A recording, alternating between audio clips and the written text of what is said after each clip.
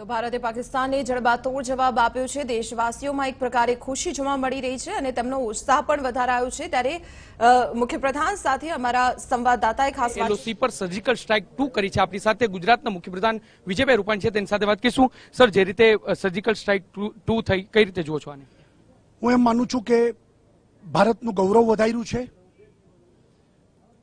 વડાપ્રધાને કહેલું અને જનતા જે અપેક્ષા રાખતી હતી, સેનાનું આ પરાક્રમ છે।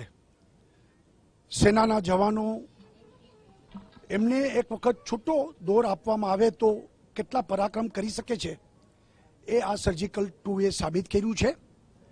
પુલવામામાં શહીદ થયેલા આપણા તમામ જવાનોના જે એક એક લોહીના ટીપાના બદલા લેવાની જે લોકોની અપેક્ષા હતી, એ મને લાગે છે કે આજે જે રીતે ત્યાં આગળ સર્જિકલ સ્ટ્રાઇક 2 અને એક સાથે અડધી કલાકમાં ખાત્મો બોલાવી દીધો છે।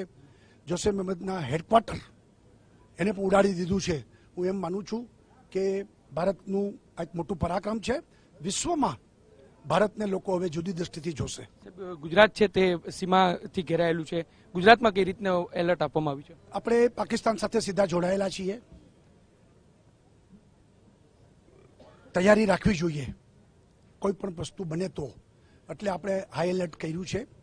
દરિયાઈ આખી સુરક્ષા, કોસ્ટલ પોલીસ, કોસ્ટલમાં નેવી અને સરહદ ઉપર બીએસએફ, આ બધા લોકો હાઈ એલર્ટ છે। અને પોલીસ પણ આપણી એટીએસ પોલીસ, આપણે બધા બ્રાન્ચીસ બધી અલગ અલગ, એ પણ બધા હાઈ એલર્ટ છે। કોન્ફરન્સ પણ રદ કરવામાં આવી આજે પોલીસની અધિકારીઓની કોન્ફરન્સ હતી, આ બનાવને કારણે આપણે રદ કરી છે। મુખ્યપ્રધાન વિજય રૂપાણી કે જેઓ સ્પષ્ટપણે કહી રહ્યા છે કે જે રીતે પાકિસ્તાનમાં જે હુમલો કરવામાં આવ્યો છે તે એક સેનાનું પરાક્રમ છે અને તેની કોઈ અસર વિપરીત અસર ન થાય તે માટે ગુજરાતમાં પણ હાઈ એલર્ટ કરવામાં આવ્યું છે। કેમેરા પર્સન હિમાંશુ મકવાણા સાથે મોહિત ભટ્ટ, TV9 કાલાવડ।